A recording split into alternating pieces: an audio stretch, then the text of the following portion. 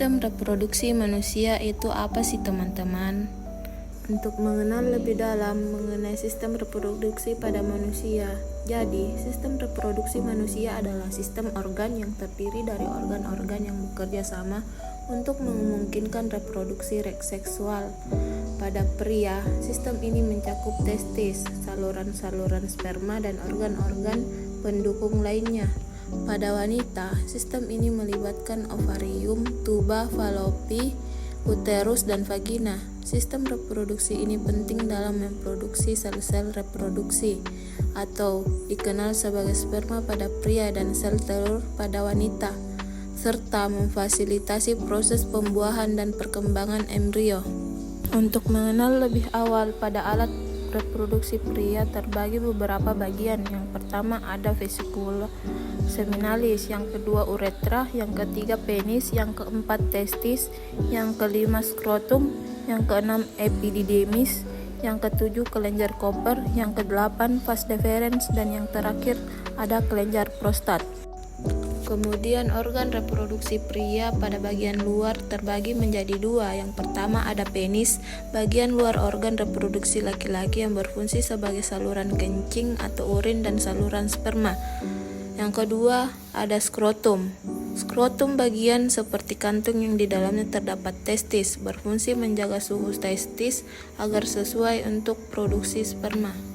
Kemudian ada pun beberapa organ reproduksi pria bagian dalam. Yang pertama ada epididymis. Epididymis ini merupakan saluran yang keluar dari testis yang berbentuk seperti tanda koma dengan sekitar 4 cm yang berfungsi sebagai tempat penyimpanan sperma sementara. Kemudian yang kedua ada vas deferens. Vas deferens merupakan saluran panjang yang mengarah ke atas dan merupakan lanjutan dari epididymis yang berfungsi menghubungkan epididymis dan uretra. Kemudian yang ketiga, uretra merupakan saluran yang terdapat di dalam penis dan merupakan saluran akhir dari reproduksi yang berfungsi untuk mengeluarkan urin dan sperma. Yang keempat, ada testis. Testis ini bentuknya seperti bulat telur, jumlahnya 2 buah sepasang yang tersimpan dalam skrotum, berfungsi memproduksi sperma dan hormon testosteron. Nah, adapun kelenjar reproduksi. Untuk kelenjar reproduksi ini sendiri merupakan kelenjar yang berfungsi memproduksi getah atau cairan yang nantinya akan bercampur dengan air mani atau semen kelenjar. Reproduksi juga terbagi menjadi 3 bagian. Yang pertama, kelenjar vesikula seminalis merupakan bagian terbentuk seperti kantong kecil berukuran kurang lebih 5 cm terletak di belakang kantong kemih dan berfungsi untuk menghasilkan zat yang bersifat basa atau alkali fruktosa atau gula monosakarida, hormon prostaglandin, fosfor, dan potasium serta protein pembekuan. Yang kedua ada kelenjar prostat. Kelenjar prostat ini merupakan bagian bentuknya seperti kue donat terletak di bagian kantong kemih yang berfungsi menghasilkan cairan bersifat asam kelenjar. Asam kelenjar prostat ini sendiri mengandung beberapa zat. Yang pertama ada asam sitrat untuk energi sperma, yang kedua enzim pepsinogen atau leucin dan lipase, yang ketiga seminal plasmin sebagai antibiotik atau membunuh kuman. Kemudian yang terakhir dari kelenjar yaitu ada kelenjar Cooper, bagian yang bentuknya seperti kacang terletak di bawah kelenjar prostat, berfungsi menghasilkan lendir dan cairan yang bersifat basah. Nah, pada alat reproduksi wanita terdapat beberapa bagian. Yang pertama ada vagina, yang kedua infundibulum, yang ketiga serviks, yang keempat uterus, dan yang kelima ovarium. Untuk organ reproduksi luar ini terbagi menjadi 4 bagian. Yang pertama ada vulva. Vulva ini merupakan celah paling luar dari organ reproduksi perempuan yang dibatasi oleh sepasang bibir kanan dan kiri. Sepasang bibir ini yang dinamakan labium. Pada vulva bagian dalam terdapat 2 saluran, yaitu saluran urin dan saluran vagina. Kemudian yang kedua ada labium. Labium ini juga merupakan bagian yang membatasi vulva. Yang ketiga, vagina. Vagina ini merupakan saluran yang menghubungkan dunia luar dengan rahim, saluran darah menstruasi, dan saluran tempat keluarnya bayi. Vagina tersusun atas otot-otot elastis yang dilapisi selaput membran atau selaput darah himen.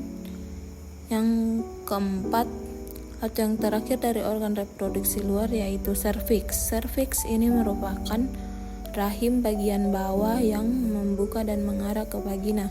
Serviks ini juga merupakan bagian rahim dengan vagina. Untuk organ reproduksi dalam terbagi menjadi 6. Yang pertama ada ovarium. Ovarium ini merupakan organ yang berbentuk seperti telur. Ada 2 buah terletak di kanan kiri rahim atau di perut bagian bawah dan berfungsi menghasilkan sel telur atau ovum. Di dalam ovarium terdapat kumpulan sel folikel yang merupakan tempat berkembangnya ovum. Kemudian yang kedua yaitu infundibulum. Infundibulum ini merupakan organ yang berbentuk jumbai dan merupakan pangkal dari tuba fallopi. Infundibulum juga berfungsi untuk menangkap ovum yang dilepaskan oleh ovarium, kemudian ovum dibawa ke tuba fallopi. Yang ketiga ada tuba fallopi.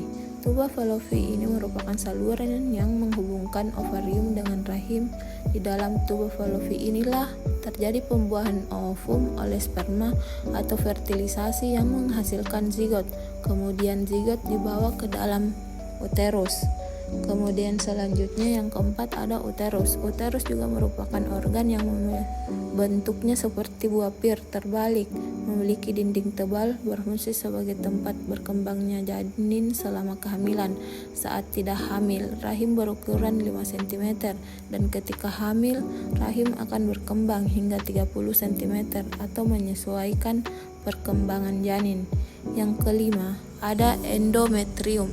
Endometrium ini sendiri merupakan lapisan yang membatasi rahim dan akan meluruh ketika proses menstruasi. Endometrium ini berfungsi menghasilkan plasenta ketika terjadi kehamilan. Dan yang terakhir adalah selaput darah. Selaput darah ini merupakan selaput tipis yang tersusun atas pembuluh darah. Selaput darah ini akan robek apabila melakukan aktivitas yang membahayakan seperti olahraga berat. Baik, itulah tadi terkait sistem reproduksi manusia pada pria dan wanita.